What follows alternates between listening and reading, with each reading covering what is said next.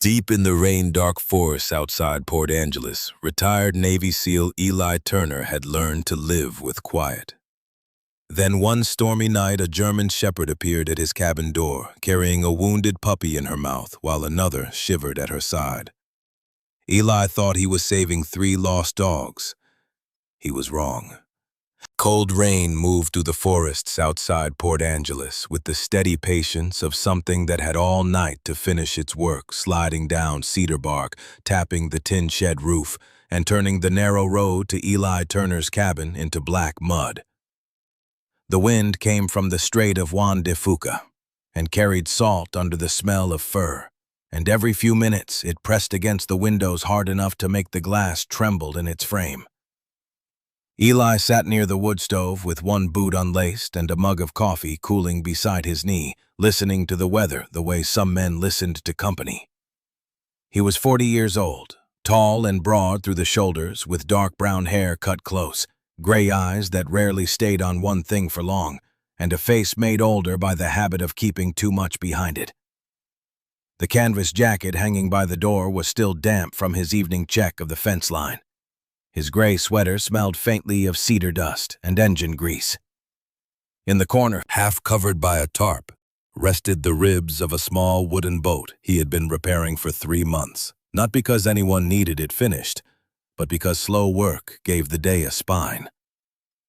Since leaving the teams, Eli had become good at plain routines. Split wood, sand hull, check the generator, eat when hungry, sleep when sleep finally came. The routines did not ask why he woke before dawn with his hands clenched. They did not ask about the overseas rescue that had gone sideways, or about the men who made it home, or the 2 who did not, or the military working dog named Bishop who had stayed at Eli's side until the last bad minute and then never got up again. The cabin let him be useful without being seen. That was the arrangement. It was not happiness, but it was steady. And steady had value. On that night, the forest was so wet it seemed to have no edges. The stove popped. Eli looked toward the door before he knew why. There had been a sound, not the sharp crack of a branch, not the scrape of wind dragging limbs against the porch, but something small and deliberate. He held still. Another sound came, a weak scratch. Then a low whine, broken halfway through, as if the creature making it had run out of strength. Eli set the mug down without a clink. His shoulders changed first, then his breathing, then the focus in his eyes. Old training rose clean and unwanted. He crossed the room with quiet steps, took the flashlight from the shelf, and rested his hand near the heavy door latch. The metal was cold enough to sting. No one came this far by accident in weather like this. People who did usually brought trouble with them or were running from it. He opened the door 2 inches, then wider. Rain blew in at once, hard and icy, and in the yellow light spilling from the cabin, he saw a German shepherd standing on the porch boards. She was lean but strong, black and deep brown, with a dark saddle across her back and a faint silvering at the muzzle that made her eyes look older than the rest of her. Her coat was plastered to her ribs, mud streaked her legs. In her mouth, she held a puppy by the loose skin at the back of its neck, gentle despite exhaustion, and the little body dangled limp beneath her jaw. Beside her stood another puppy, sable and black, shaking so hard its paws skittered on the wet wood. For one strange second, Eli's mind refused the shape of it. A dog at his door was one thing. A mother dog carrying an injured pup through a storm was something else. The German shepherd did not growl. She did not step back. She stared at him with a level, urgent intelligence that tightened the skin between his shoulder blades. Then she lowered the injured puppy onto the porch with the careful control of someone laying down a wounded soldier. The pup made a thin sound. It went through Eli faster than the cold. His hands moved before his thoughts caught up. He crouched slowly, keeping his body turned to the side, giving the mother room to decide he was not the next danger. "Easy," he said, his voice rough from disuse. "I see him."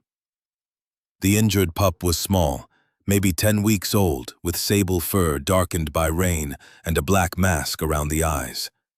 His left hind leg was swollen, badly, bent in a way that made Eli's jaw set. A strip of wire had bitten into the skin above the paw. Not a branch, not a fall. Wire. The other puppy pressed against the mother's front leg and tried to growl at Eli, but the sound came out like a hiccup, and despite the storm, despite the blood, despite everything wrong with the moment, Eli almost smiled. Almost. The mother dog watched his hands. He let her see each movement. He slid one palm under the injured pup's chest, the other beneath the hips, and lifted. The puppy trembled once, then sagged into him, hot and cold in the same fragile bundle. The mother took one step forward. Eli stopped. "You too," he said. "Both of you. Come in or don't, but I'm not leaving him out here." Rain ran down his neck. The stove hissed behind him as a gust blew mist across the threshold. The mother dog looked past him into the cabin, then back toward the forest, ears twitching. She was deciding something larger than shelter. Eli recognized that look. He had seen it on men under fire when they handed over a map, a radio, a life. The dog stepped inside. The second puppy stumbled after her, slipped on the threshold, recovered with offended dignity, and sneezed on Eli's boot. That time Eli did smile, but it vanished when the injured pup whimpered again. He shut the door against the storm and carried the little dog to the table near the stove. The cabin that had been silent for months filled all at once with the wet smell of animal fur, iron from blood, smoke from cedar logs, and the quick, uneven breathing of creatures who had arrived at the end of their strength. Eli spread his old jacket across the table, set the pup down, and reached for the first aid kit he kept more out of habit than hope. The mother planted herself beside the table, body angled between Eli and the door, eyes still sharp, while the uninjured pup crept under a chair and immediately dragged one of Eli's wool socks into the shadows like spoils of war. "That better not be my good sock," Eli muttered, because sometimes a small, ridiculous thing was the only bridge over a dark moment. His hands did not shake, not yet. He cut away the wire, cleaned mud from the wound, and saw enough to understand the injury had come from confinement, trap, or cruelty, not chance. The skin around the leg was torn raw. There were pressure marks near the neck, under a torn strip of collar, and on that collar, half hidden by grime, was a burned mark shaped like two crossed lines inside a circle. Eli's mouth went dry. He had not seen that mark before, but he knew the feel of ownership dressed up as punishment. Outside, rain hammered the roof. Inside, the mother dog finally lowered her head and touched her nose to the injured pup's ear. He blinked, once weak, but alive. Eli wrapped the leg not as well as a vet would, but better than nothing, then laid the puppy on folded towels near the stove. The little one under the chair crept out, sock still in mouth, and settled close enough to his brother that their fur touched. The mother remained standing. Eli watched her watch the dark window. He told himself she was listening to the storm. Then a thin wash of headlights moved between the trees far beyond the cabin, there and gone too straight to be lightning, too low to be moonlight. The German shepherd stiffened. A growl rolled from her chest, quiet and deep. Eli reached for the latch and turned down the lamp, and the quiet life he had built around himself cracked open without making a sound. Morning did not arrive cleanly in Port Angeles. It seeped into the cabin through rain-blurred windows, gray and reluctant, while fog lay low among the firs, and the road outside looked less like a road than a wound in the earth. Eli had not slept.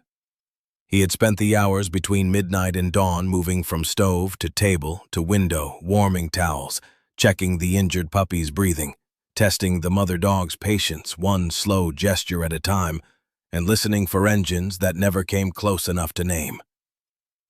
The injured pup woke near sunrise with a soft cry that made the mother dog lift her head from where she had finally folded herself by the hearth. Eli knelt beside the towels and felt the pup's chest flutter against 2 fingers. Fast, but stronger. "You're stubborn," he murmured. "Good. Stubborn works." The other puppy, who had apparently decided Eli's stolen sock was a sacred object, rose with the clumsy seriousness of a church deacon and tripped over it on the way to his brother. He shook himself, sneezed, and gave Eli a look as if the floor had insulted him personally. Eli made a sound he had not made in weeks. It was not quite a laugh, but it surprised the room anyway. The mother dog watched him, ears forward, not trusting yet, but measuring. In daylight he could see her more clearly. She had the frame of a working German shepherd, 5 years old perhaps, with hard muscle beneath hunger, and a coat that would have been handsome if not for mud burrs and patches rubbed thin around the neck. The small silvering on her muzzle was not age. It was stress. Her eyes were amber brown and steady, and there was an old scar across one shoulder where hair grew crooked. Eli had seen dogs who lived under command. He had seen dogs who lived under fear. This one had known both. He named her in his head before he meant to. Raven. It suited her. Dark, watchful, clever enough to survive what should have ended her. The injured pup he called Bodie, because the name came to him with a stubborn little weight, and the uninjured one became Tuck after he tucked himself into every corner of trouble available. Names were dangerous. Names made things belong somewhere. Eli knew that and named them anyway. He brewed coffee, forgot to drink it, then dug through a plastic bin for gauze tape, antiseptic, an old emergency blanket, and the small digital thermometer he kept for himself and never used. Bodie's leg looked worse in the pale morning. The swelling had crawled up from the paw, and the torn skin around the wire mark had gone angry and red. Eli cleaned it again while Raven stood close enough that her breath warmed his wrist. She did not interfere, but when Bodie whined, her lips pulled back just enough to show him what she could become. "I know," Eli said. "I know it hurts." His own left hand tightened around the gauze. For half a breath he was back in dust and heat, Bishop's body heavy against his boot, a medic shouting for pressure, someone calling coordinates through smoke, everything happening too fast and not fast enough. Eli blinked and saw the cabin again. Rain, stove, dog air. His hand was steady, but the skin across his knuckles had gone white. He finished the wrap, splinted the leg with 2 narrow pieces of sanded cedar, and tied them with strips cut from a clean t-shirt. Field work. Not beautiful. Sometimes enough. When he checked Raven's collar, she froze. Not snarling. Worse. Still as stone. Eli lowered his hands. "All right," he whispered. "Not that way." He waited, breathing slowly, then slid 2 fingers beneath the torn leather without pulling. Embedded in the mud-matted fur was a tiny metal tag, bent almost flat. He worked it free and held it to the window. Cedar Ridge Feed. Beneath the faded words was a number stamped by machine, and on the back, scratched by hand, the same crossed-line circle he had seen burned into the collar. The name struck a memory. Cedar Ridge. Not a feed store anymore, not for years. An old sawmill road east of town, beyond a stand of alder and the kind of private logging land where signs faded and men did things they preferred no one to ask about. Eli set the tag on the table and unfolded a county map from the drawer beneath the sink. The paper had gone soft at the creases. He traced roads with 1 finger past the highway up toward the abandoned mill, then stopped. Raven had moved to the door. Bodie slept fitfully, mouth twitching. Tuck tried to climb into the wood box and fell backward, offended again, but Raven did not glance at him. Her whole body faced the forest. Eli folded the map. You came from there. Raven's ear flicked. And you want to go back? No answer, of course, only the rain tapping glass and the stove settling with a click. Eli looked at Bodie. Infection could take a small animal quickly. A vet was the smart choice. Town meant questions, paperwork people. The mill meant danger. Old instincts sorted the facts without emotion. Injured pup, possible crime, unknown vehicle near cabin, mother dog attempting to guide him, evidence on collar. He could call the sheriff's office assuming the storm had not killed the line again. He could wait. Waiting had killed good men before. Eli moved to the window and lifted the curtain with one finger. The headlights from the night had left no visible tire marks from this distance, but something near the far trees caught his eye. A pale scrape on bark where a vehicle had brushed too close to the road. Close enough to watch. Close enough to turn back. He let the curtain fall. The cabin seemed smaller suddenly, no longer a refuge, but a box with windows. Raven came to him then, and did something that made his throat tighten. She took the sleeve of his canvas jacket lightly between her teeth and tugged once. Not frantic, not begging. Precise. Lead me. Follow me. Choose. Tuck. Inspired by leadership, or perhaps by the sleeve itself, grabbed the opposite cuff and pulled backward with all the strength of a wet dish towel. Eli stared down at him. You are not helping. Tuck sneezed. Raven did not. She tugged again, eyes locked on Eli's face. In them he saw exhaustion, fear, and a kind of command that did not need language. The same look Bishop had given him once outside a compound wall, refusing to move toward the obvious entrance, insisting on a side path that later proved wired. Eli had trusted him then. He had lived because of it. The old ache opened, but not uselessly. It made room for action. Eli packed what he needed: flashlight, sidearm locked and legal, phone, camera, extra gauze, rain shell. He set water and softened food near the hearth, checked Bodie's wrap, and moved the pups into a low crate padded with towels. Bodie barely stirred. Tuck objected to confinement by licking the bars and looking betrayed. Hold the fort, Eli said, then hated how much the phrase sounded like something said to family. He secured the door, stepped onto the porch, and lifted his hood against the rain. Raven bounded down the steps, then looked back. The forest beyond the cabin was dim, full of dripping branches and secrets. Eli took one breath of cold, wet air and followed her toward Cedar Ridge. Halfway across the yard, he noticed fresh boot prints pressed into the mud near the edge of the porch, larger than his own, pointed toward his window, then away into the trees. Raven had not only come for help, she had brought the danger with her. Rain thinned to mist as Eli followed Raven through the timber east of Port Angeles, but the forest stayed wet in its bones, every fern shining, every root slick, every cedar limb dripping cold water down the back of his collar. The old sawmill road did not show itself so much as gather underfoot, two ruts slowly emerging from moss and blackberry canes curving up toward Cedar Ridge through a silence too careful to be empty. Raven moved ahead with her nose low and her ears working, black-brown coat blending into the dim trunks until only the pale edges of her eyes caught the light.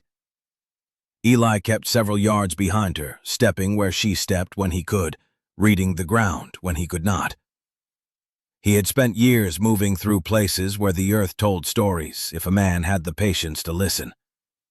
Broken twig, drag mark, boot heel, the shallow crescent left by a tire with worn tread. He saw all of it now, and none of it made him feel better. Someone had used the road recently, more than once. Raven paused at a fork where a handmade sign had collapsed into weeds. Cedar Ridge Feed, the old letters nearly swallowed by rot. She sniffed, glanced back at Eli, then took the left track. The air changed as they climbed. Less salt, more rust. More old oil. The smell came before the mill appeared. That sour industrial ghost of machine grease soaked into wood, mixed with wet sawdust and something rank beneath it. Animal fear has a smell. Eli hated that he knew it. The mill sat in a hollow below a stand of alders, abandoned in the official way places were abandoned when no one wanted to pay to tear them down. A long, corrugated building sagged at one end. A loading dock leaned over mud. Stacks of old lumber lay gray and soft under tarps that had split years ago. The main gate hung open by one hinge. No lights, no voices. Raven stopped behind a screen of salal and waited. Eli crouched beside her, one hand hovering near her shoulder without touching. Her whole body trembled, not from cold this time. Rage lived in her muscles like a second animal. "Stay close," he whispered, and knew how foolish it was to give instruction to the one who had brought him here. They moved along the fence line and entered through a gap where wire had been peeled back. Inside the yard, mud held the memory of tires, boots, and paws. Many paws. Too many. Some tracks were large, some tiny, some dragged. Eli photographed them with his phone. The click sounded loud. Raven flinched but kept moving. Near the loading dock, he found the first chain bolted to a post, its end snapped or cut. Tufts of dark fur clung to a rusted link. He touched them, then wiped his fingers on his jacket as if that could remove the knowledge. Inside the main building, light came through roof holes in pale columns. Rain fell through them onto the concrete floor. Metal crates lined one wall, stacked too high in places. Doors bent, bowls overturned. Newspapers pulped into gray paste. The smell was worse inside. Urine, mold, old blood, cheap disinfectant sprayed too late. Eli swallowed hard and forced himself to document before feeling. Photos of crates, photos of collars, photos of a whiteboard with faded initials and numbers. In the far corner beneath the tarp, he found bags of dog food split open and crawling with beetles. Raven sniffed one crate and backed away with a low whine. Eli looked in. Empty, but not long empty. A braided rope toy lay in the back, chewed at one end. Beside it was a scrap of fleece blanket. Raven pushed her nose through the bars and inhaled so deeply her ribs shook. Bodie and Tuck had not been the only pups here. Eli felt something in him go quiet. Not numb. Focused. There was a difference. He moved through the building, phone in one hand, flashlight in the other, until he reached an office with a warped wooden door. It stuck halfway. He shouldered it open and found a desk, 2 filing cabinets, a dead space heater, and a calendar from 3 years ago still hanging on the wall. The top drawer was locked. The second was not. Inside lay receipts printed, kennel forms, folded, cash envelopes, and a small ledger bound in black vinyl. Eli opened it. Names of dogs, descriptions, dates, buyer initials, fees, transport, notes. Some entries were marked sold, some marked training, some marked failed. His thumb stopped on a page with a description that matched Raven. Then 3 pups listed only as B1, B2, B3. One line had been scratched over so hard the paper tore. He photographed every page. The office air felt too thin. A faint scratching came from somewhere behind the wall. Eli froze. Raven heard it too. She pushed past him, nose working along the baseboards, then pawed at a cabinet that had been shoved against a narrow service door. Eli pulled the cabinet aside, muscles straining, boots slipping on damp concrete. The door opened into a storage room, no larger than a pantry. At first, he saw only shadows. Then the smell hit him. A dog lay curled on a blanket, old gray around the muzzle, ribs still under a dull coat. Dead. Not violently, from what Eli could see. Abandoned long enough for the body to give up. Raven stepped into the room and lowered her head. Eli stayed back, giving her the dignity of space. On a shelf above the dog was another collar, smaller, snapped in two. He did not know whether it belonged to Raven's missing pup or some other life that had passed through this place and left almost nothing behind. That was the cruelty of it. Too many stories, too few names. He stood there for a long moment, rain ticking on the broken roof outside, and Bishop came back to him with such force that Eli had to put one hand against the doorframe. Bishop in the transport plane, head on Eli's boot.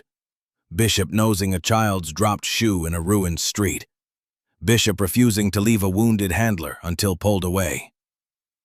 Eli had told himself for years that grief was a room best kept locked, but here in a rotten mill, with a mother dog mourning a stranger, the door had opened anyway. "I'm sorry," he said, not sure who he meant. Raven lifted her head and looked at him, not accusing, waiting. Action, then. Eli took the ledger, then hesitated and put it inside his jacket beneath the rain shell. Evidence mattered. So did not being stupid.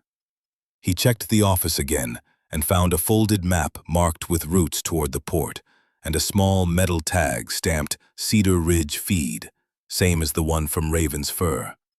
He had just slipped it into his pocket when Raven went rigid. Outside, gravel crunched under tires. Eli killed the flashlight. A vehicle rolled into the yard and stopped near the loading dock. Doors opened. One slam, then another. Male voices carried through the broken walls, rough with annoyance. "Find the book," one said, "and if the shepherd came back, don't miss her twice." Raven pressed close to Eli's leg, silent now, every muscle coiled. Eli looked toward the rear exit and saw only open concrete washed in gray light. Too exposed. The voices were closer. Boots hit the dock. Eli backed into the storage room, pulling Raven with him by a whisper and a raised hand, and eased the door almost shut.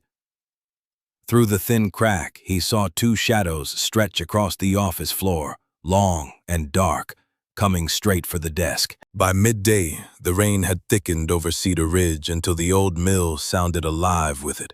Water beating the tin roof, dripping through holes running along gutters packed with needles and moss. Eli stood in the narrow dark behind the service door with Raven pressed against his thigh, both of them breathing so softly that the smallest sound seemed dangerous. Through the crack, he saw the taller man enter the office first.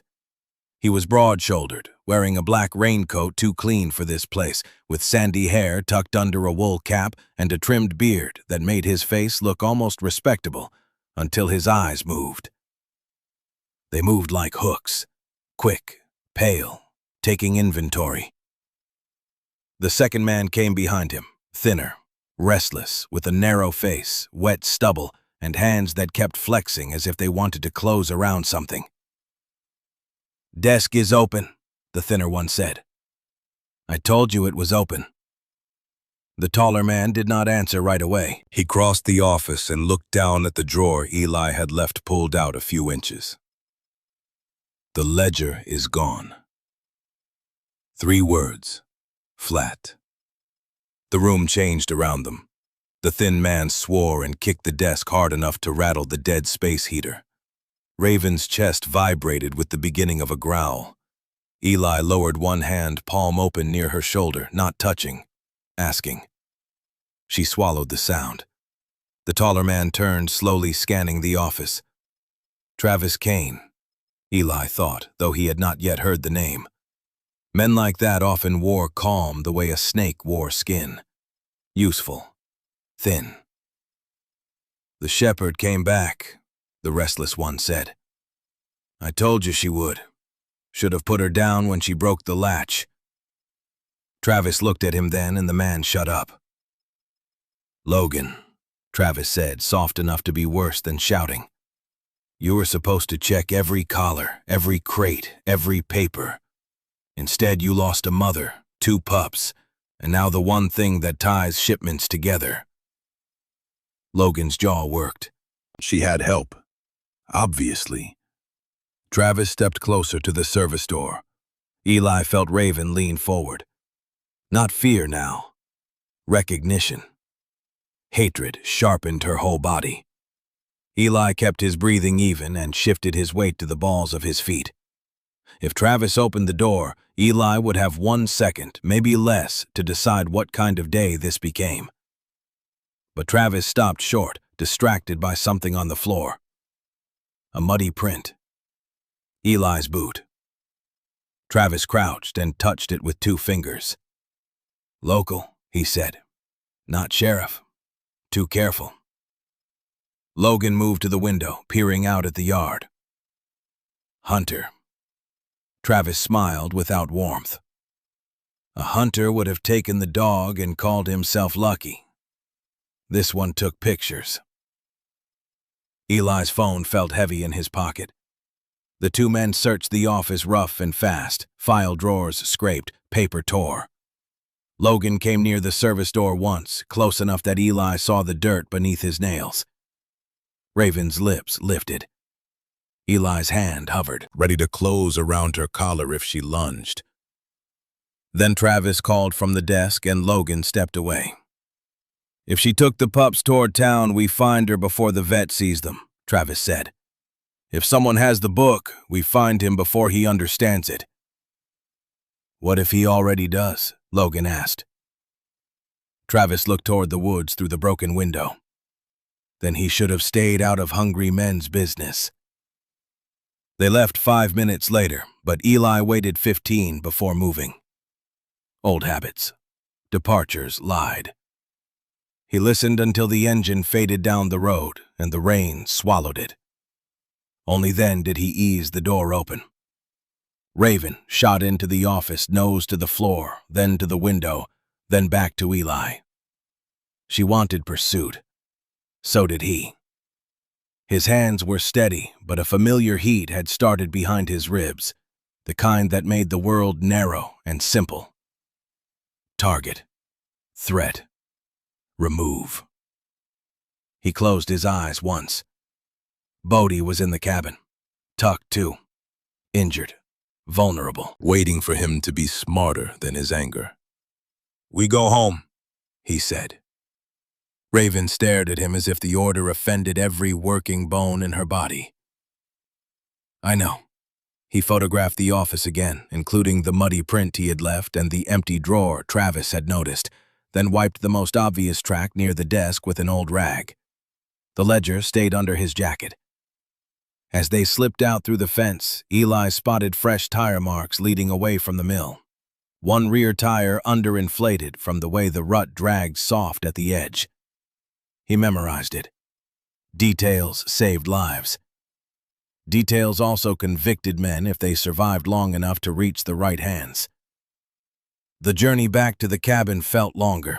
Rain ran down Eli's face and into his collar. His knees complained on the downhill grade. Raven moved ahead, then doubled back when the trail bent, impatient with his human pace. Twice she stopped and looked behind them. Once Eli heard what might have been an engine far away, or the river swollen by rain. By the time the cabin roof appeared through the trees, the light had gone silver and low. He saw no vehicle, no fresh movement. Still, he circled wide before approaching, checking the windows, the mud, the porch. The boot prints near the cabin were filling with rain, but still visible enough to make his stomach tighten. Someone had been there before dawn. Maybe Logan. Maybe another man. Inside, the stove had burned low. Bodie lay where Eli had left him alive but feverish, the little body too hot under Eli's palm. Tuck burst from the crate with the stolen sock and attempted to bark, yelp, and chew at once, failing at all 3 with great enthusiasm. "Security team needs work," Eli told him, and the puppy wagged so hard he bumped into the water bowl. Raven went straight to Bodie, sniffing the bandage, licking once at his ear.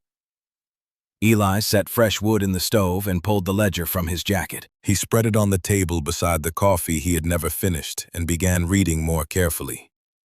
Names, dates, routes, buyer initials, notes that made his jaw ache from clenching.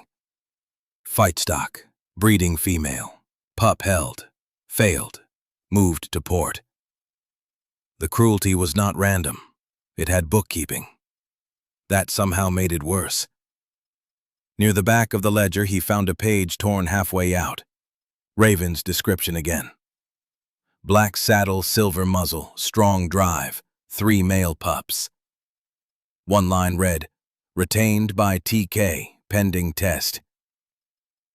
Eli looked at Bodie, then Tuck, then Raven, who had settled between the pups and the door. "There's another one," he said quietly.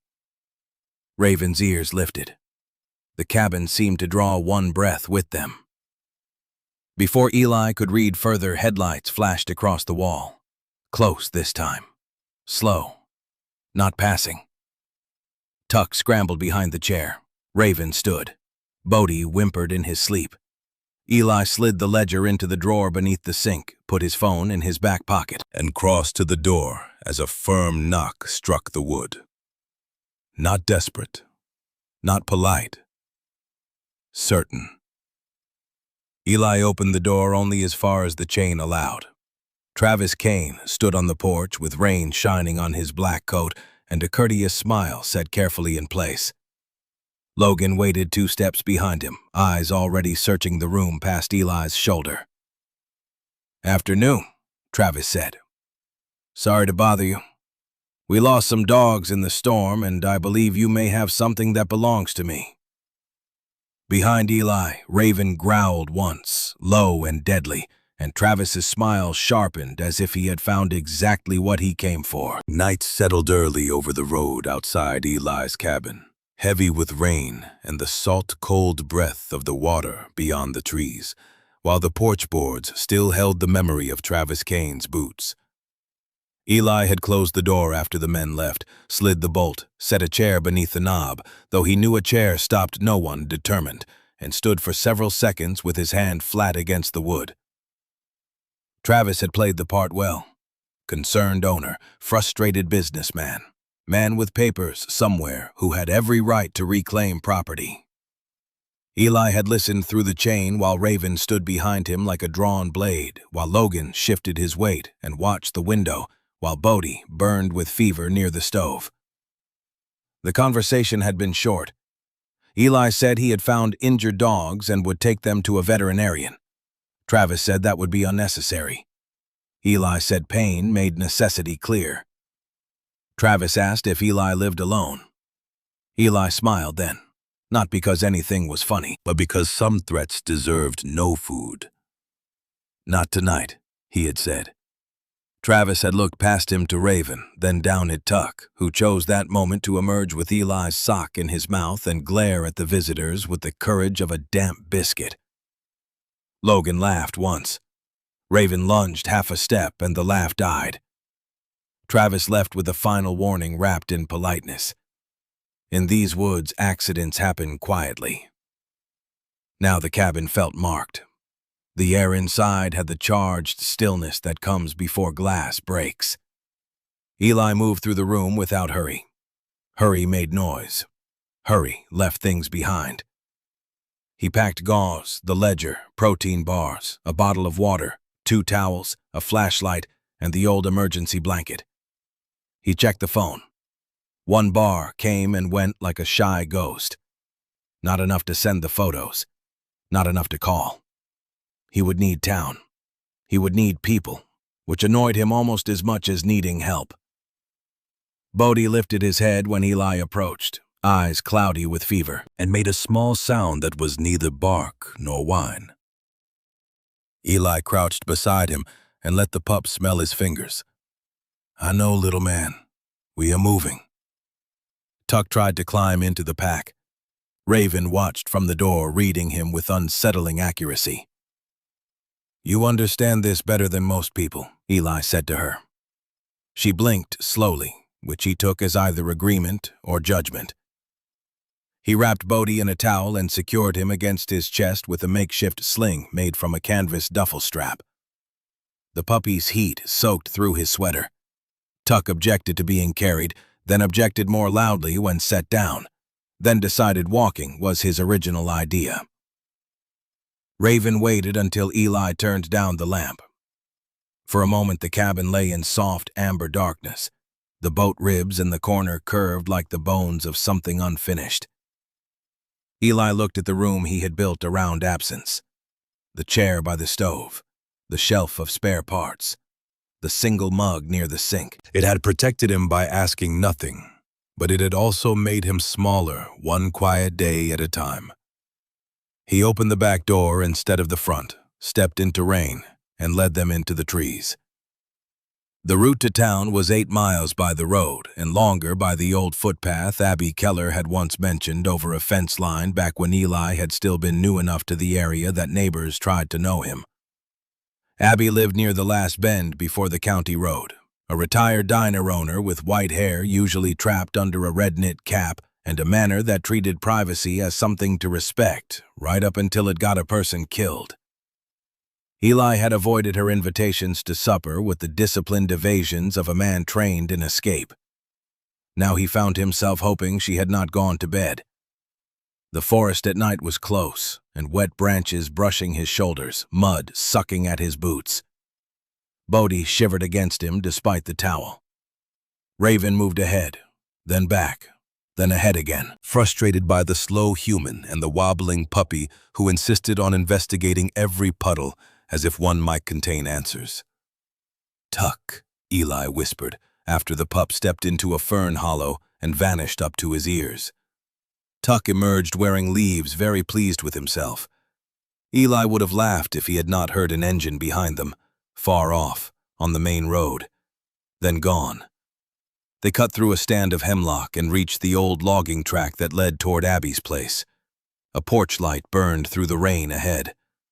Abby Keller stood under it in rubber boots, a heavy coat, and the red cap holding a flashlight in one hand and a cast-iron skillet in the other, like she had considered several weapons and chosen the one that suited her mood. She was in her late 60s, compact and sturdy, with a round face made sharp by bright blue eyes that missed nothing. "Eli Turner," she called softly, "if you are out here stealing my firewood in this weather, I am going to be disappointed in both of us." Eli stopped at the edge of the light. "Need help?" The words came out harder than he meant. Abby's gaze dropped to the bundle against his chest, then to Raven, then to Tuck, who shook himself and sprayed mud on her steps. Her expression changed, no questions wasted. "Inside the shed, now!"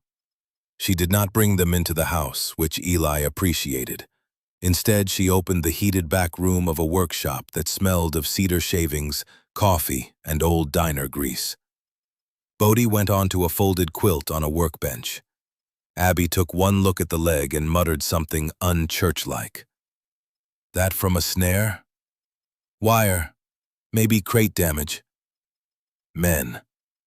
Eli nodded once. Abby's mouth went thin. She set the skillet down but kept it within reach.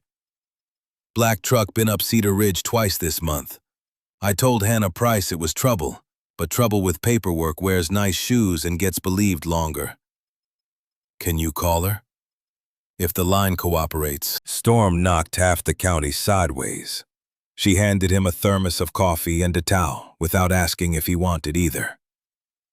"Vet clinic in town is open late when Claire's conscience won't let her close. Go by the creek path, not the road. Road has eyes tonight." Eli drank because his body needed it hot and bitter, and the heat steadied him. Abby crouched near Raven and offered the back of her hand without reaching. Raven sniffed once, then returned to Bodie. "Smart girl," Abby said. "Smarter than some men I served pancakes to for 30 years. She found an old plastic sled in the shed, the kind used for hauling wood, and helped Eli pad it with blankets so Bodie could ride without being jostled. Tuck climbed in, decided sled travel was royal transport, and refused to get out until Raven nudged him so firmly he rolled over the side. For 2 seconds, the room felt almost normal. Then Abby's phone rang in the house. She went still, listening to the distant sound. 1 ring. 2. 3. No one called her landline late unless something had teeth. She returned with her face pale but controlled. "A man asked if I'd seen a stray shepherd," she said. "He knew my name." Eli lifted Bodie into the sled. The puppy's head lolled, breath fast. Too fast. Abby pointed toward the path behind her property. "Move. I'll call Hannah until the wires melt." Eli thanked her, but she waved it away as if gratitude were a dish she had not ordered. Rain had softened to a fine, cold mist by the time he reached the creek path, pulling the sled with one hand, guiding Tuck with the other, Raven silent at his side. The lights of Port Angeles glowed faintly through the trees, amber and far. Half a mile from the first street, Bodie made a thin sound and went limp, his breath catching under Eli's palm. Eli stopped in the mud, his own breath breaking. "No," he whispered. Raven pressed her nose to the pup's face, and for the first time since she arrived, the mother dog made a sound that was almost a plea. Port Angeles lay under a veil of evening rain. The harbor lights blurred gold and white along the wet streets, and the veterinary clinic on Laurel Street glowed like a small promise kept open past closing. Eli reached the back door with mud up his shins, rainwater dripping from his sleeves, and Bodie limp in his arms, while Raven and Tuck crowded close enough to trip him twice. He hit the bell with his elbow because both hands were full. Once, twice. On the third press, the door opened, and Claire Whitman appeared in blue scrubs under a faded cardigan, her chestnut brown hair twisted into a loose knot that had given up several strands, her face pale from long hours, and her green eyes tired in the way of someone who had seen too much pain and still kept showing up to meet it. She was 37, slender but strong through the wrists and shoulders, with the practical posture of a person who lifted animals, grief, and boxes of donated food more often than she admitted. Her gaze moved from Eli's face to the puppy, and whatever questions he had been about to ask disappeared. "Treatment room," she said. That was all. Eli followed her through a hallway smelling of antiseptic, warm towels, and nervous animals. Bodie went onto a stainless table under a white light. He looked terribly small there. Raven tried to jump after him, but Eli blocked gently with his body. The mother dog did not like it. Her eyes flashed. "Let me work," Claire said without turning, already cutting the soaked wrap from Bodie's leg. Her voice was soft, but it carried command. Raven heard it. So did Eli. He held the shepherd's gaze. "She knows what she's doing." Raven's paws shifted once. Then she settled for planting herself beside the table close enough to count every breath. Tuck left without a task, found a bin of clean bandage rolls and shoved his head into it. A roll fell out and bounced across the floor. Claire glanced over, saw him wearing gauze like a collar, and for half a second her mouth twitched. Then Bodie whimpered, and the room tightened again. Claire worked fast, temperature, pulse, hydration, wound depth. She shaved the fur around the leg, cleaned the torn skin, frowned at the swelling, and ran careful fingers along the small bones. "This is infected," she said, "and there may be a fracture. Not fresh from tonight. He has been carrying this pain for a while." Eli's jaw locked. "Can you fix it?" "I can help him fight. That is the honest answer." She looked up, then really looked at Eli, seeing the wet canvas jacket, the gray sweater streaked with mud, the controlled stillness that did not hide how close he was to breaking something. "I need to sedate him, flush the wound, start antibiotics, and splint properly. He may need imaging tomorrow, if I can get him stable." "Do it." "I will. You can stand there and breathe, or you can be useful." It had been a long time since someone spoke to Eli that way. He liked her immediately, against his better judgment. "Useful," he said. Claire nodded toward a cabinet. "Blue towels, warm water from the sink. Keep the shepherd calm. and get the bandage thief out of the supply bin." Tuck wagged at the title proud. Eli gathered him up, and the pup licked his chin with muddy enthusiasm. The ridiculous warmth of it nearly undid him. Claire sedated Bodie with practiced hands, murmuring to him as if he were not one more emergency in a day full of them, but a whole creature whose fear deserved respect. Raven watched, tense but listening. When Bodie's breathing slowed under medication, Claire cleaned the wound more deeply, and Eli saw wire tracks, pressure sores, bruising. Not random. Not an accident. He set the ledger on the counter, wrapped in a plastic bag from Abby's shed. "There is more." Claire did not touch it with bloody gloves, but her eyes sharpened. "From where?" "Cedar Ridge." Her face changed so quickly he almost missed it. Anger, recognition, exhaustion. "I have reported dogs from that area before. Always too late or too little proof. People bring me animals with stories that do not line up, and by the time I call, the owners have papers. These men came to my cabin." "Names?" "One called the other Logan. The tall one did not give his, but I heard enough at the mill. Travis, likely Travis Kane." Claire closed her eyes for one breath, then opened them. "Of course." She finished the flush, wrapped Bodie's leg in a clean padded splint, and started fluids. Only when the puppy's color improved a little did she strip off her gloves and wash her hands. The sink water ran pink, then clear. "Hannah Price needs to see this." "Sheriff's office." "Deputy, good one. Patient, which makes people underestimate her." Claire reached for the phone on the wall. Her fingers hovered before dialing, and Eli noticed the tremor. Not fear exactly. Weariness that had reached the bone. "You know her?" "She helped after my husband died." The words were plain, offered without invitation for pity. "Winter rescue on Hurricane Ridge. He went out for 2 hikers and did not come back. After that, I told myself saving animals was simpler than saving people. Then I learned cruelty follows the same roads." She dialed before the silence could become too personal. Eli looked away, giving her privacy where he could. Raven lay down at last, not sleeping, just close to Bodie's table.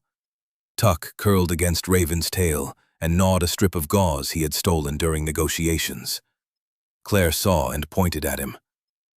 "You are going to be a problem." Tuck wagged. Eli said, "He has leadership potential. He has a future in petty theft." The joke landed softly, a small lamp in a hard room. Hannah Price arrived 40 minutes later in a county rain jacket, with short black hair tucked behind her ears, brown skin damp from the weather, and a calm face that made no promises too early. She listened while Eli spoke, asked precise questions, photographed the ledger, the tag, Bodie's wounds, Raven's collar, and the crossed line mark. She knew Abby had called too, because Abby apparently could raise half the county by force of personality and a landline. "Travis Kane has licenses," Hannah said. "Small kennel rescue, transport, security dog training. Enough paper to confuse busy officials, not enough proof to shut him down." Eli nodded toward Bodie. "There's proof breathing on your table." "I know." Hannah's voice hardened. "Now we keep him breathing and make the proof impossible to bury." Claire looked at Bodie, then at the line of rain running down the back window. "He is not the only one." No one argued. Near midnight, after statements and photos and a plan to seek a search warrant at first light, a delivery envelope appeared under the front door with a soft scrape. Raven was on her feet before Eli heard it. Hannah drew her flashlight. Eli picked up the envelope with a towel and opened it on the counter. Inside was a photograph of his cabin, taken from the trees, the porch light glowing, the front window visible. And on the back, written in block letters, was a sentence that made the clinic feel suddenly colder than the rain outside. "Give back the shepherd, or the next fire starts with your door." Morning broke over Port Angeles in a thin gray strip between storms, the kind of light that made wet streets shine and left the Olympic foothills hidden behind low clouds. At the clinic, no one had slept well. Bodie breathed under a warmed blanket with an IV line taped carefully to one small leg. Raven lay beneath the treatment table with her head raised, and Tuck had discovered that a stainless steel bowl could be pushed across tile with enough noise to wake the dead and annoy the living. Eli sat in a plastic chair near the back door, still wearing yesterday's mud on his boots, watching the hallway reflection in the dark glass, because threats often arrived behind people who thought they were facing forward. The envelope from the night before sat inside an evidence sleeve on Claire's desk. Hannah had taken the original photograph into the station before dawn and returned with coffee to animal control officers and the grave expression of a woman who had convinced a judge that time mattered. "We have a warrant for Cedar Ridge," she said. "Limited scope, but enough to enter the main buildings, seize records, and remove animals in immediate distress." Claire leaned against the counter with both hands. Her face was drawn, but her eyes had sharpened since the night before. Purpose did that to people. "I am going. You are needed here," Hannah said. Claire pointed toward Bodie. "I have a tech coming in for him. If there are injured dogs out there, I am going." Hannah studied her for a second, then nodded, because some arguments were delays dressed as concern. Eli stood. "I know the layout." "You can come as a witness and guide," Hannah said, "not as a one-man weather event." Eli looked at her. Hannah did not blink. He almost admired her for it. "Understood." Raven rose before anyone invited her. The room seemed to acknowledge her in silence. Claire looked down at the shepherd. "She may be evidence, too." "She's the only reason we have any," Eli said. Raven's ears flicked at his voice, and for the first time she brushed her shoulder against his leg before moving toward the door. It was not affection exactly. It was permission. The convoy reached Cedar Ridge just after 9. 3 county vehicles, Claire's clinic van, and an animal control truck with empty crates rattling in the back. Mist dragged through the trees. The old mill looked smaller in daylight, but no less guilty. Hannah led with measured authority, one hand near her radio, eyes constantly moving. Eli stayed behind her, Raven at heel, though no one had given the command. The yard was muddier than before, churned by recent tires. No black truck, no voices. That did not comfort him. People who expected warrants often left behind what they wanted found and moved what mattered elsewhere. The officers cleared the main building, then the office. Drawers hung open. Papers had been scattered. The storage room with the dead old dog was empty now, blanket and body gone. Claire stood in the doorway and pressed 2 fingers to her mouth, not from squeamishness, but from anger held back so hard it needed somewhere to go. "They knew," she said. Eli nodded. "They came yesterday after I left." Hannah photographed everything, including absence. Absence could testify if you knew how to frame it. Raven moved restlessly along the wall behind the office, nose low, nails clicking on concrete. When Hannah mentioned checking the cold storage building next, Raven stopped so abruptly her paws slid.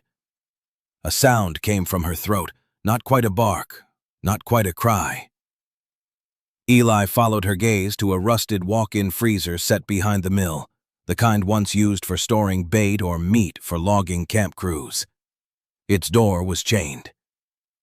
Hannah raised a hand and everyone stilled.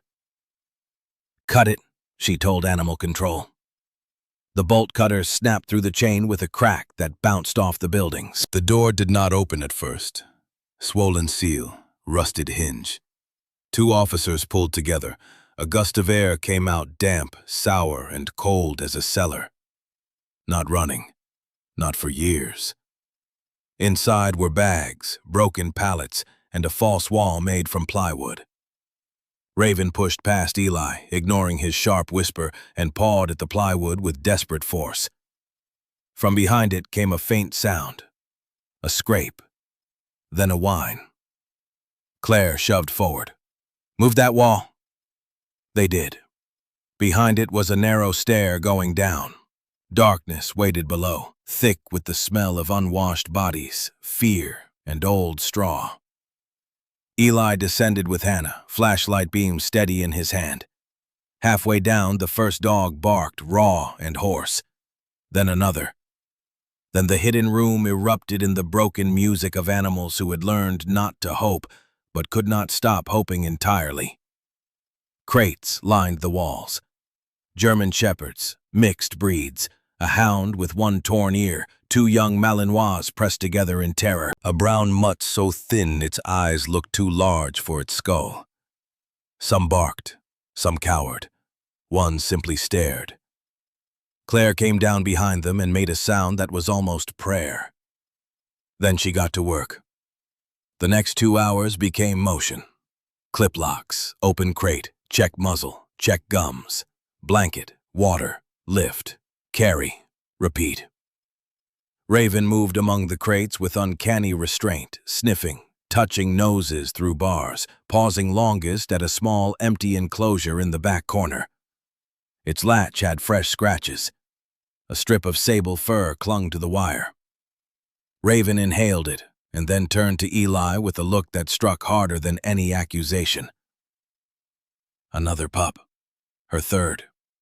Still alive or recently moved. Eli crouched beside the empty crate. The label was torn, but one corner remained. B3. Transferred. Port hold.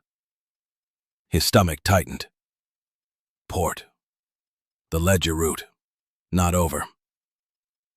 "Hannah," he called. She joined him, read the label, and her mouth flattened. "We need the harbor units." And Kane. Not here. But he left in a hurry. Above them, a shout came from the yard. Logan had been spotted near a loading shed and bolted into the trees. 2 deputies chased, boots tearing through mud. Raven surged toward the stairs, but Eli caught her collar. She twisted, furious, then stopped when he spoke low. Not him. The pup. It cost her to listen. He saw it.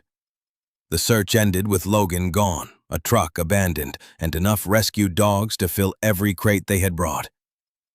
Rain began again as they loaded the last animal. Claire's hands shook from exhaustion when she closed the van door, but her face had changed. Still tired, less hollow. Hannah stood beside the empty crate marked B3, speaking into her radio about the port records and probable transport. Eli looked at Raven. The mother dog faced west toward town, and Water Nose lifted to the wet wind.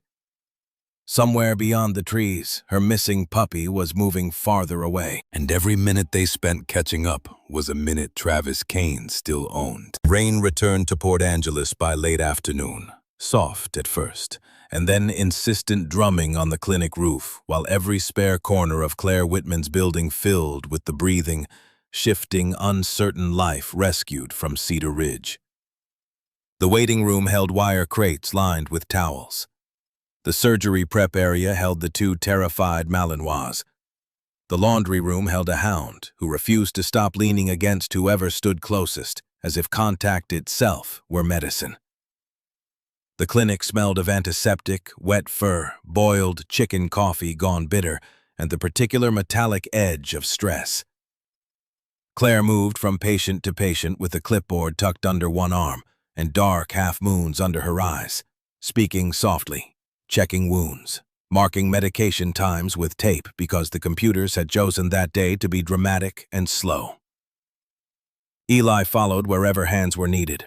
He carried food bags, lifted crates, cleaned mud from the floor, held a shaking dog while Claire examined a torn pad, and learned quickly that some animals wanted a calm voice, while others wanted no voice at all. Raven stayed beside Bodie's recovery pen, the queen of a ruined little kingdom, watching every person who came near. Bodie had survived the night, and the deeper wound flush, though Claire warned Eli that the leg would heal slowly and might never move quite right. "He may limp," she said while adjusting the splint. "He may surprise us. Puppies are rude that way. They ignore medical predictions just to make veterinarians look overly serious." Eli looked down at Bodie, who opened one eye and thumped the tip of his tail. "Rude works." Tuck, meanwhile, had appointed himself clinic inspector. He inspected the mop by biting it. He inspected a box of gloves by removing 8 and hiding them under Bodie's blanket. He inspected Hannah's bootlaces with the intensity of a federal investigator. Hannah looked down at him and said, "This witness is tampering with evidence." Claire laughed. It slipped out before she could stop it, bright and brief, and the whole room seemed to notice. She turned away quickly, pretending to read the chart, but Eli had seen the way the laugh startled her, as if joy were a visitor she recognized but had not expected to return. He gave her the courtesy of not commenting. Outside, the rain streaked the windows and made the streetlights bloom early. Inside, community began arriving by instinct.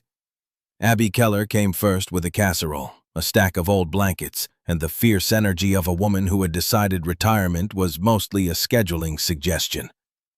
She set the food on the counter, took one look at the crowded clinic, and began assigning tasks to volunteers who had followed her from the diner without fully understanding how they had become part of a rescue operation. "You towels, you coffee. You with the fancy coat, congratulations, you are washing bowls." Claire tried to object. Abby pointed a wooden spoon at her. "Dr. Heel, let the rest of us be useful before we rust."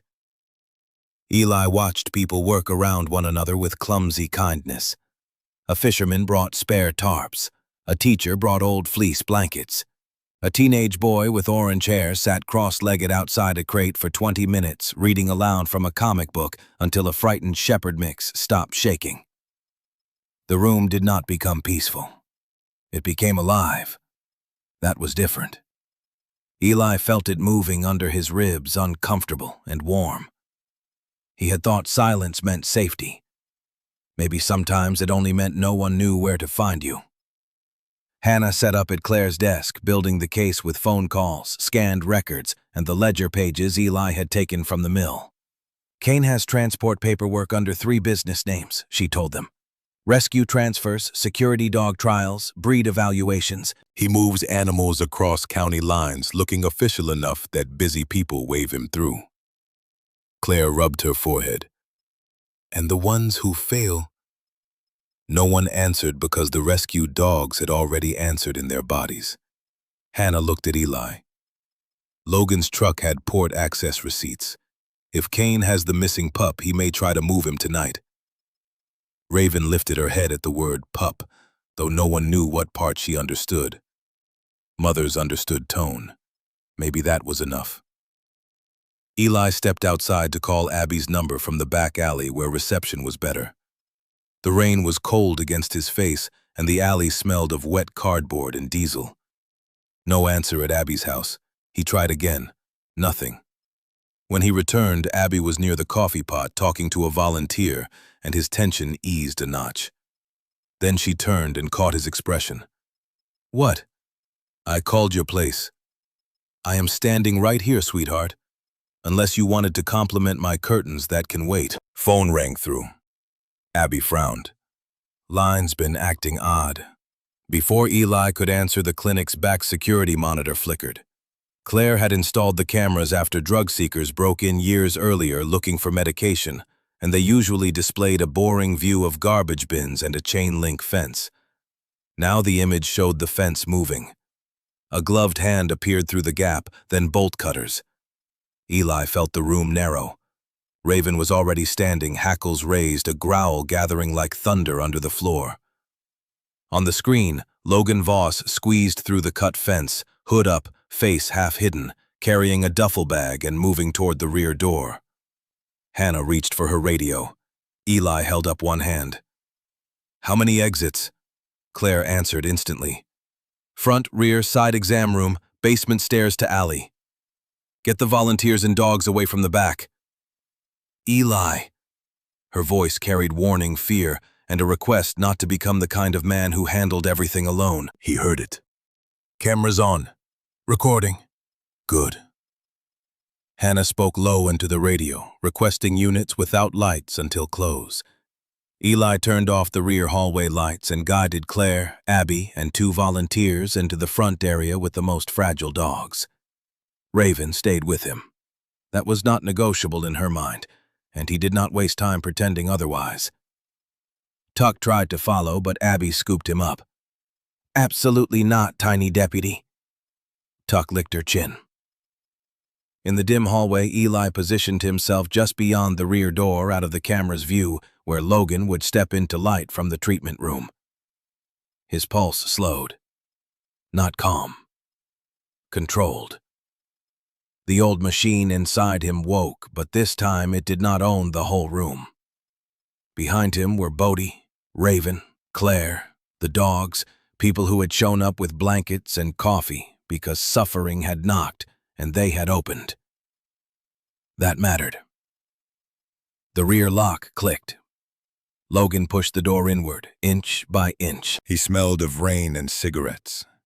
He slipped inside duffel, brushing the frame, and whispered to someone outside, "Door's open." Eli's blood cooled. Someone outside. Not Logan alone. Raven's growl rose. Logan froze, eyes adjusting, and then saw her. Recognition broke across his face. "There you are," he said. He reached into the duffel. Eli stepped from the dark and caught his wrist before it cleared the bag. The struggle was short, ugly, and loud enough to wake every dog in the clinic. Logan swung with his free hand. Eli turned with it, drove him into the wall, and pinned him there as Raven stood inches away, teeth bared but waiting. Waiting was harder than biting. Hannah burst through the side door with 2 officers as a second figure fled from the fence and vanished into rain. Logan hit the floor in cuffs, cursing. The duffel spilled open, revealing zip ties, a muzzle, a bottle of sedative, and a leash heavy enough to drag fear behind it. Claire stood at the hall's end, one hand pressed against the wall, face white with fury. "He came for Bodie," she said. Logan laughed, breathless and wild. "Kane doesn't care about the lame one. He wants the mother. And the last pup leaves the port tonight." Raven lunged so hard Eli barely held her. Hannah knelt beside Logan. "Where?" Logan looked at Eli, then at the shepherd, and his smile faltered. Outside, a siren rose in the rain, but the sound already felt late. Night dropped over Port Angeles, with the harbor wrapped in rain and the smell of diesel, salt water, and wet rope, while the clinic behind Eli seemed to pulse with every frightened breath inside it. Logan sat handcuffed in the back of a patrol car, his bravado leaking out with the rainwater from his sleeves, and Hannah Price leaned through the open door with a recorder in her hand and the kind of patience that made guilty men talk just to fill the silence. Eli stood under the awning near the rear entrance with Raven beside him, his fingers still wrapped around the short lead clipped to her collar. She had stopped lunging, but her body aimed toward the west, as if the port were a scent she could see. Bodie slept under Claire's watch inside. Tuck had been banned from 3 areas and promoted himself to moral support in the waiting room. Abby guarded him with a towel over one shoulder and the expression of a woman prepared to fight crime with soup if required. Rain tapped on the awning above Eli's head. He listened to Logan's voice rise and fall beyond the patrol car door. Names came reluctantly. Storage shed near Pier 4. Old bait warehouse leased under a shell company. 2 vans, 1 blue, 1 white. Departure before midnight. Travis had been moving the most valuable dogs in small numbers for months, mixing them with legitimate rescue transports and forged vet papers. The missing pup, Raven's third, was being held as leverage because Travis believed a trained mother could be bred, sold, or used to control other dogs. Eli heard enough to feel his jaw tighten until it hurt. Claire came outside, rain misting her cardigan. She had changed scrubs, but not the tiredness in her face. "Bodie is stable for now," she said. His fever is down a little. Raven's ears moved at the name. Eli looked at her. Good. Claire followed his gaze to the patrol car. What did he say? Port, tonight. Claire closed her eyes. When she opened them, fear was there, but fear had company. Resolve. Then we go. No. Eli said it too quickly, and the word landed wrong. Claire's chin lifted. You do not get to decide that for me. It's dangerous. So is doing nothing. He looked away first. The old instinct in him wanted to narrow the mission to what he could control: scout, identify, extract, remove threat. Simple words for choices that never stayed simple. But this was not a battlefield, and Claire was not someone to be placed behind a line, because his fear preferred the shape of command. Hannah approached before the argument could find sharper edges. We have units mobilizing, but port jurisdiction adds steps. I can get us close and hold until backup is ready. Eli said. Waiting gives Kane time to move. Charging in gives him hostages, dead dogs, and a lawyer's dream. Hannah's voice was even. We do this right. Raven pulled once toward the street. Not hard. Enough. Eli crouched in front of her and took her face gently between his hands. She allowed it for one breath, amber eyes fixed on him. We find him, he said. But we do it clean.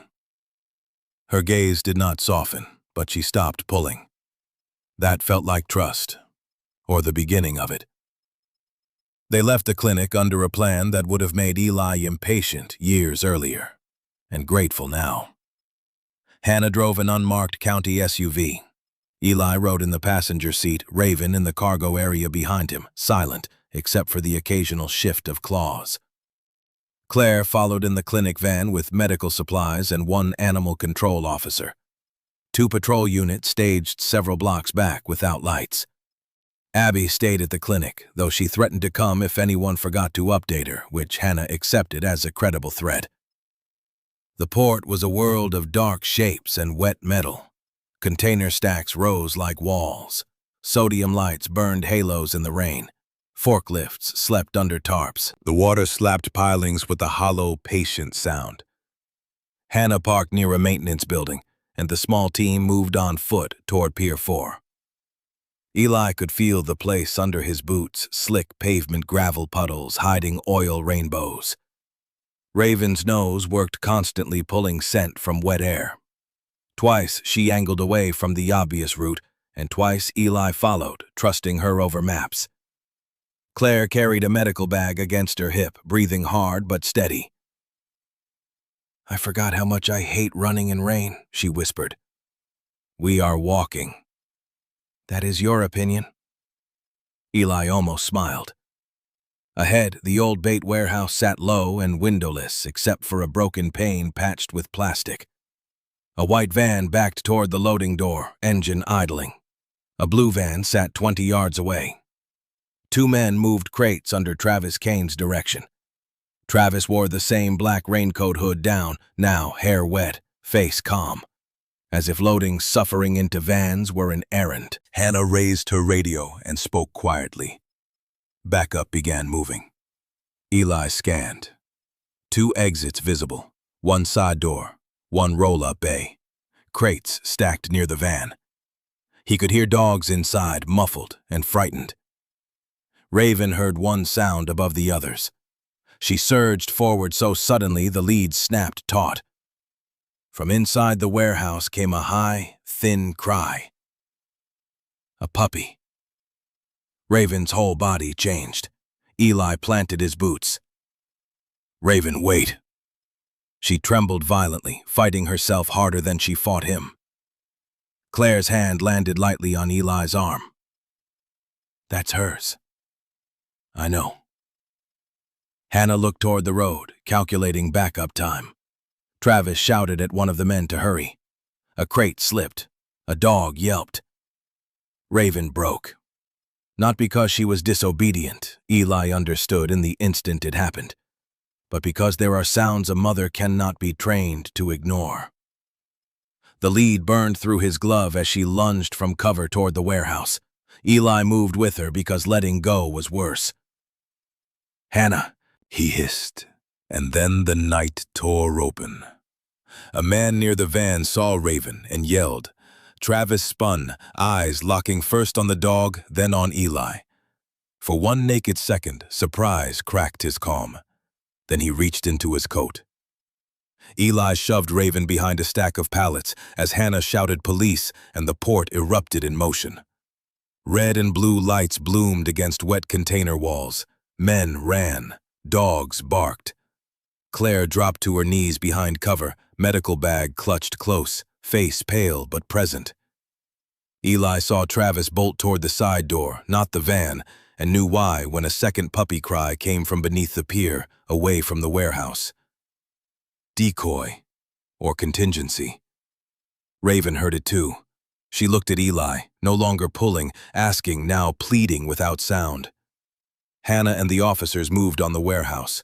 Travis vanished through the side door into the rain. Eli had a choice measured in a heartbeat. Chase the man or follow the sound below the pier.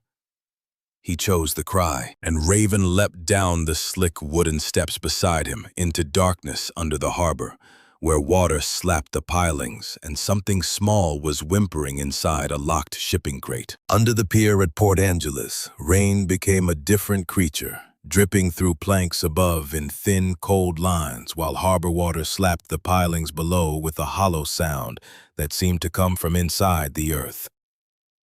Eli moved down the slick wooden steps with Raven at his side, one hand on the rail, the other holding the flashlight low so the beam would not blind him against the wet boards. The air smelled of kelp rust diesel and old fish. Behind and above them, the warehouse raid crashed and echoed, officers shouting, dogs barking, metal doors rattling. But below the pier, everything narrowed to the puppy cry coming from the shadows. Raven pulled once, then checked herself, waiting for Eli to catch up. That restraint moved him more than panic would have. She had learned the cost of rushing. So had he. The crate sat behind a stack of broken crab pots, half hidden beneath a blue tarp tied with nylon cord. It was a plastic airline kennel secured with a padlock and wrapped in 2 cargo straps. Inside, a small sable German shepherd pup pressed against the grated door, eyes wide, muzzle wet, one ear folded backward. He was alive, thin, shaking, but alive. Raven reached him first and made a sound Eli would remember for the rest of his life, low and torn and full of a mother's whole heart. The pup answered with frantic cries, shoving his nose through the grate. "Easy," Eli said, though his own breath had gone rough. He cut the cargo straps with a knife from his belt, then studied the lock. Not thick. Cheap, but stubborn. Claire's voice came from the steps behind him. "Bolt cutters are with animal control. No time." He braced the kennel against his knee, slid the knife point into the lock gap, then stopped. Too much force could tip the crate into the water. Raven pressed against his shoulder, trembling. Eli looked around. Broken crab pot, rusted steel hook. He grabbed the hook, wedged it through the lock shackle, and twisted hard. Metal screamed. Pain shot up his wrist. The lock snapped on the second try, and the kennel door burst open under Raven's nose. The pup stumbled out and collapsed into her chest. Raven curled around him, licking his face, his ears, his shoulders, counting him by touch. Claire knelt beside them with a towel and hands that somehow stayed gentle even when she was shaking. Dehydrated, cold, but responsive. The pup tried to crawl under Raven and disappeared almost completely beneath her wet fur. Eli let himself take one breath. Just one. Then gunmetal light flashed across the water. A door slammed nearby.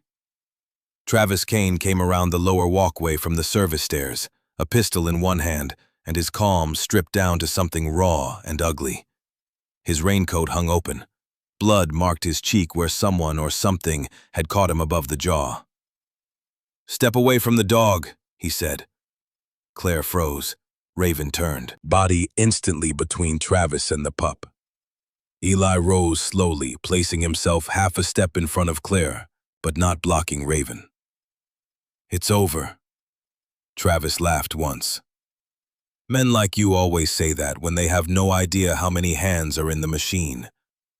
Above them, Hannah shouted Eli's name. Boots thundered. Travis's eyes flicked upward. He needed seconds. Eli saw it. The gun was steady enough, but Travis stood wrong, weight favoring the left leg, right foot slipping on wet algae. Fear had made him sloppy. "You built your machine out of dogs in cages," Eli said, voice low. "Not as strong as you think." Travis's face hardened. "You stole property." "No." Eli looked at Raven, at the pup pressed under her chest, at Claire's white knuckles around the towel. "I answered a knock." Travis shifted the gun toward Raven. The movement happened too fast for thought and slow enough for training. Eli stepped into the line, closed distance at an angle, caught Travis's wrist as the shot cracked under the pier. The bullet hit water with a vicious snap. Raven lunged but did not bite because Eli's shoulder blocked her path. Travis drove a knee into Eli's thigh. Eli turned with it, slammed the wrist against a piling, and the pistol dropped into the dark water.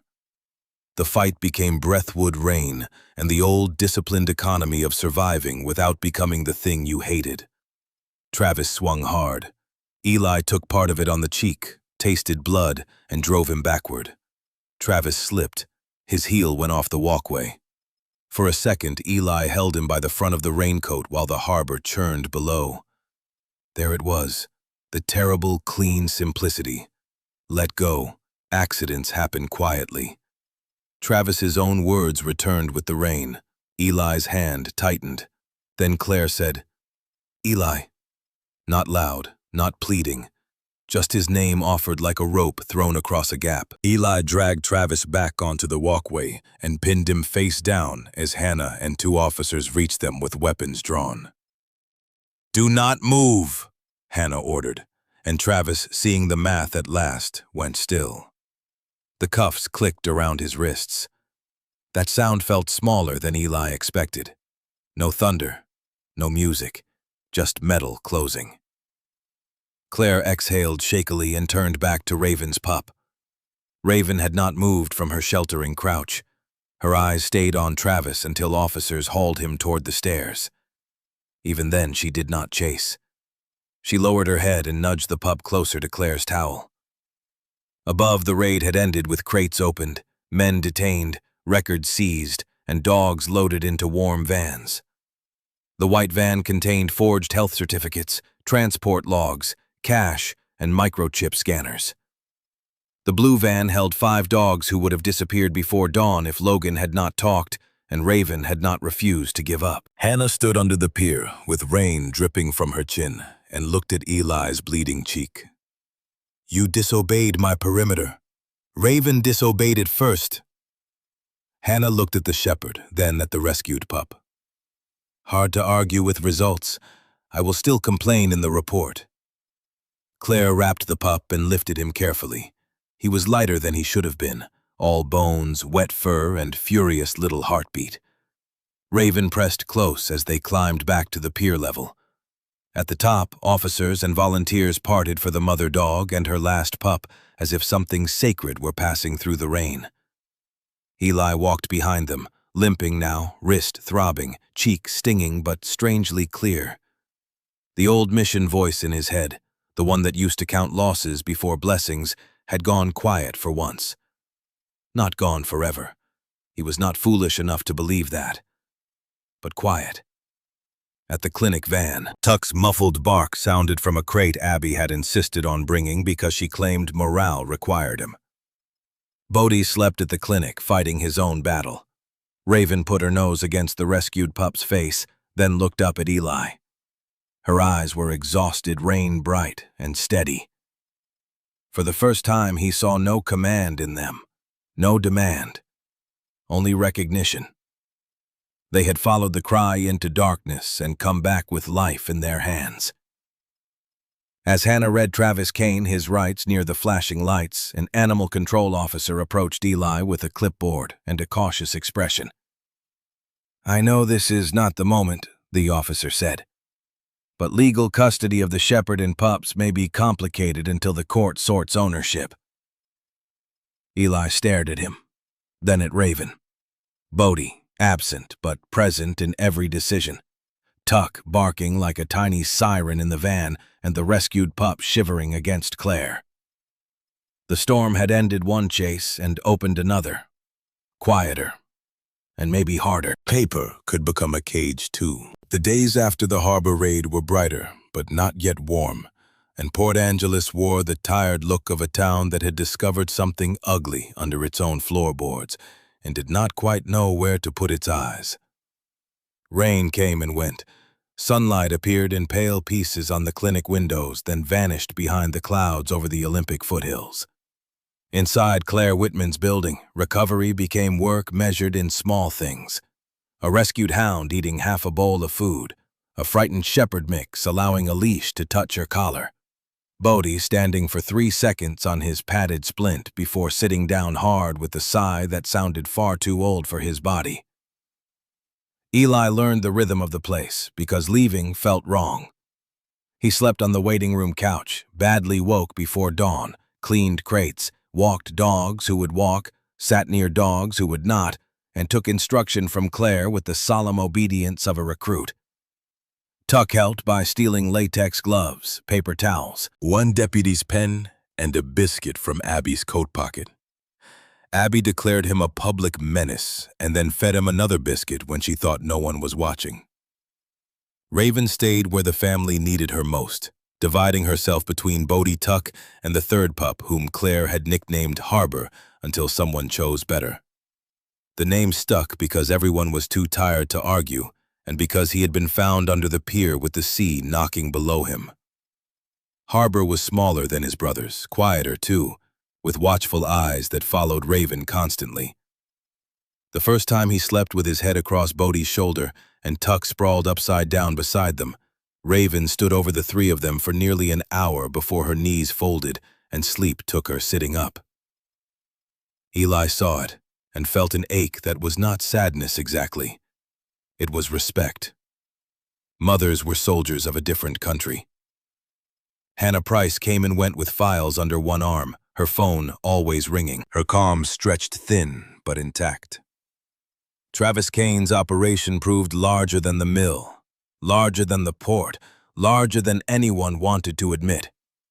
Shell companies forged vaccination records, kennel licenses used as curtains, buyers who claimed ignorance, and transporters who suddenly remembered lawyers.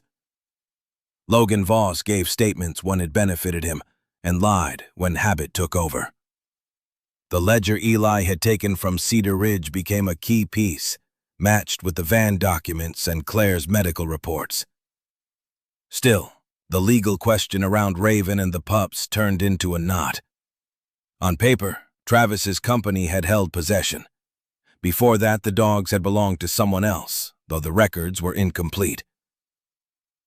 "They are not property," Eli said one afternoon in Claire's office, staring at a printed form that used the word too many times. Hannah sat across from him. "I agree. The form does not. The form is behind the truth. We use it anyway until we can make it catch up." Claire leaned against the file cabinet, arms crossed, dark circles under her eyes, but color back in her cheeks. "There may be an original owner, a good one from what I found." She handed Eli a photocopy of an old microchip registration tied to Raven. George Whitaker, Squim address. Veteran status noted in a local service dog training program. Deceased. Eli read the name twice. He had her before Kane. Hannah nodded. George Whitaker trained service dogs for veterans after he retired from the Coast Guard. Stroke took him last year. His niece says several dogs disappeared from his property during the estate mess. Local report was filed, but the case went cold. Claire's voice softened. Raven had a good life before all this. Eli looked through the window into the recovery room. Raven was lying beside Bodie's pen, eyes half closed, while Tuck attempted to chew his own foot and seemed surprised each time it moved. A good life before. The thought mattered. It gave Raven history beyond suffering. It meant cruelty had interrupted her story, not written it from the start. "What happens now?" he asked. Hannah folded her hands. "The court can place them in temporary foster custody while the criminal case proceeds. The niece has no ability to take them, but she supports placement with someone who can keep the family together." Claire looked at Eli. He felt both women looking, and suddenly became very interested in the coffee stain on the desk. "I live in a cabin with questionable insulation," he said. "I repair boats badly." "You repair boats obsessively," Claire said. "Different flaw." "I have no experience raising 3 puppies." From the hallway came a crash, followed by Abby shouting, "Tuck, you tiny criminal!" Claire lifted one eyebrow. "Experience is arriving." Eli rubbed both hands over his face. The truth was not that he did not want them. Wanting had already happened quietly and without permission, somewhere between the first knock at the door and the harbor rain. The truth was that wanting them opened doors grief could walk through. Bishop's name still hurt. The men he lost still visited in sleep. And Raven, Bodie, Tuck Harbor, all of them would need more than a man who knew how to hold a perimeter. They would need patience when Bodie hurt, humor when Tuck destroyed something irreplaceable, steadiness when Harbor woke crying, and enough softness for Raven to stop standing guard forever.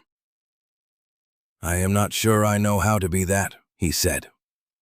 Claire's expression changed, not pitying, not gentle in a way that dodged truth. Honest. No one knows how before they start. Outside the office, Abby had organized a fundraiser without asking anyone's permission. By evening, her old diner was packed with fishermen, teachers, retirees, veterans, teenagers, and people who had driven from neighboring towns after hearing about the rescued dogs. Someone passed a jar labeled Claire's Rescue Fund in marker. Someone donated blankets. Someone else offered carpentry repairs to expand kennel space. A church group brought food. Hannah stood near the door pretending she was only there for crowd control, though Eli saw her drop cash into the jar when she thought no one watched. Claire stood beside him, overwhelmed into silence as people thanked her, hugged her, handed her checks, too small and too large. "I was going to close by summer," she admitted. Eli looked at her. "You did not say that." "I did not want it to be real." Across the room, Abby climbed onto a chair and announced that anyone who did not buy a raffle ticket would be judged by Tuck personally, which caused Tuck to bark once from his crate in perfect timing and become the evening's hero. Laughter moved through the diner, warm and uneven. Eli felt it brush against him and did not step away. The hearing came 2 days later in a modest county courtroom that smelled of old paper and floor polish. Raven and the pups were not allowed inside, a decision Abby called an outrage against justice. But photos, medical records, microchip reports, and testimony filled the gap. Claire spoke of wounds and recovery. Hannah spoke of evidence and risk. George Whitaker's niece spoke through tears about her uncle's love for the dogs and his belief that working animals deserved family when work was done. Then the judge looked at Eli. "Mr. Turner, temporary custody can become a long road. Medical care, legal proceedings, behavioral rehabilitation, expense time. This is not a symbolic gesture. Are you prepared to be responsible for this German Shepherd and her puppies beyond the emotion of the moment?" Eli heard rain against the courthouse windows. He thought of the cabin before Raven, clean and silent and empty enough to echo. He thought of Bodie's tail tapping under a blanket, Tuck's stolen sock Harbor's small body under the pier, Raven tugging his sleeve in the dawn, His hands rested on the table, scarred and steady. "Yes," he said. One word. It felt like a door opening. Spring came slowly to the Olympic Peninsula, not as a grand announcement, but as a softening. A little less bite in the morning air, a little more green along the ditches, a smell of new earth rising after rain from the roads outside Port Angeles. At Eli Turner's cabin, the season arrived on muddy paws.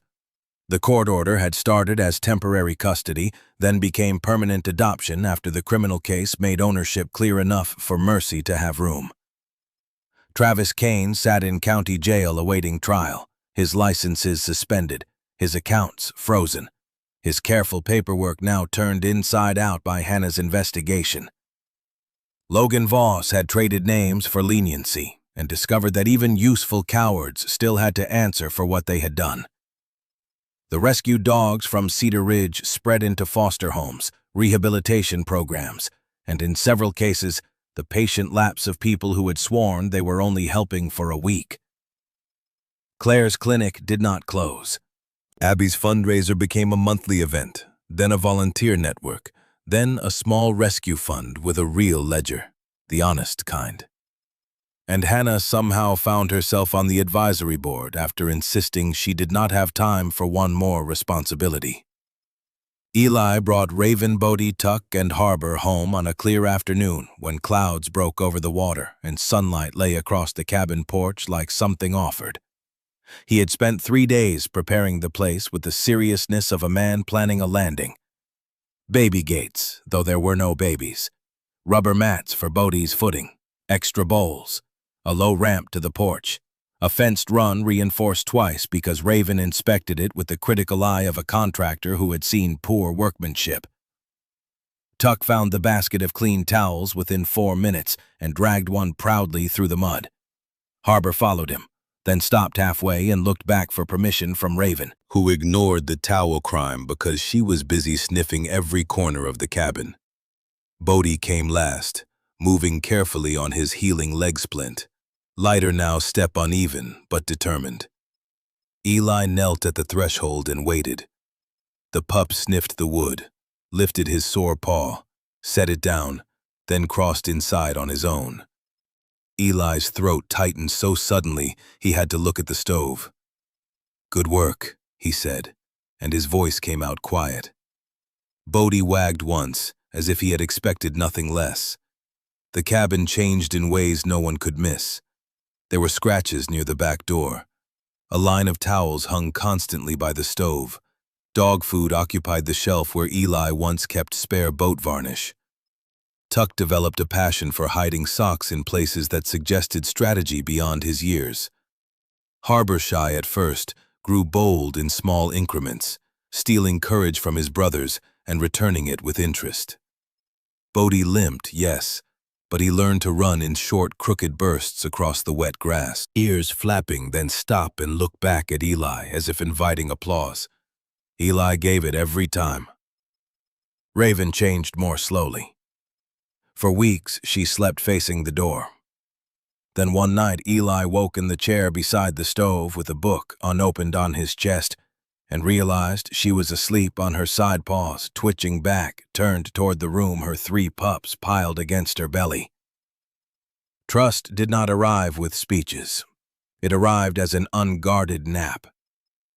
Claire visited twice a week at first for medical checks, then once a week, then sometimes without a medical reason she admitted to.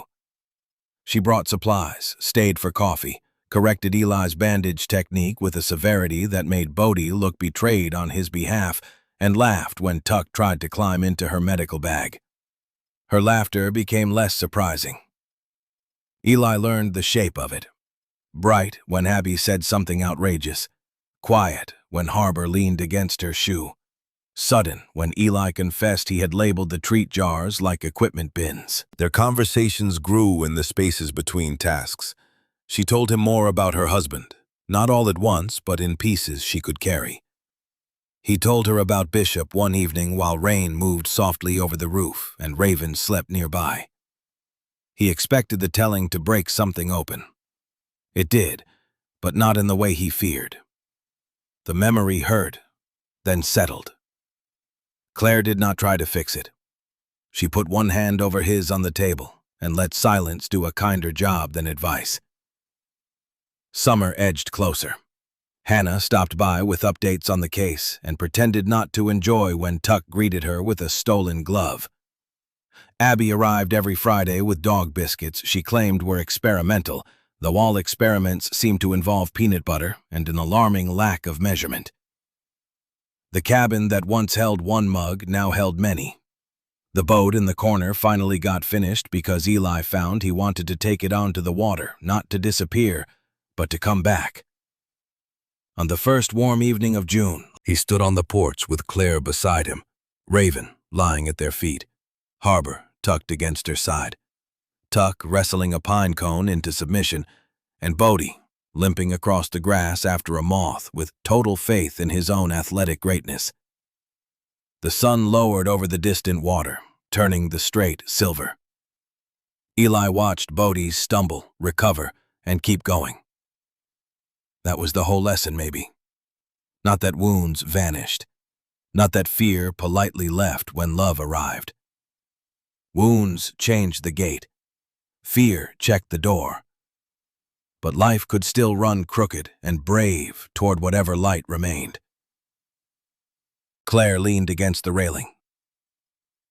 "You know," she said, "when you first came into my clinic, I thought you looked like a man carrying a storm indoors."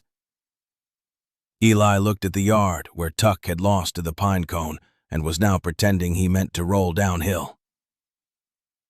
"And now," Claire smiled, "now you look like a man badly outnumbered by German shepherds." Raven lifted her head, as if agreeing. Eli let out a real laugh, full and unguarded enough that it startled him. The sound moved across the porch and into the trees, and nothing terrible followed it. He reached down and rested a hand on Raven's shoulder. She leaned into him, heavy and warm, no longer asking him to follow into danger, only accepting that he had stayed. He thought of the stormy night when she came to his door, carrying Bodie by the scruff, while Tuck shivered beside her, bringing no words, no explanation, only a life, hurt badly enough to demand an answer. Eli had answered then because training told him to act. He stayed because love, once it found him, proved harder to outrun than grief. As evening settled over the cabin, the dogs gathered around him one by one, and Claire's shoulder brushed his, easy as breath. Eli no longer wanted the old silence back. He had found a better one, filled with paws on wood, coffee cups on the table, rain on the roof, and the steady breathing of a family that had arrived, wounded, stubborn, and exactly on time. This story reminds us that hope does not always arrive looking whole. Sometimes it comes limping through the rain, frightened, hungry, and carrying another life in its mouth. God often asks us to notice what others overlook, to open the door when compassion interrupts our comfort, and to stay faithful after the first rescue is done. Eli did not heal because danger disappeared. He healed because love gave his strength a new purpose. In our own lives, we may meet wounded people, tired neighbors, abandoned animals, or quiet chances to do what is right when no one is watching. Small mercy matters. A warm room matters. One brave yes can become a shelter for many. If this story touched your heart, comment Amen and share it with someone who needs to believe that broken things can still be restored. May God bless your home, protect those you love, and guide your steps toward kindness every day.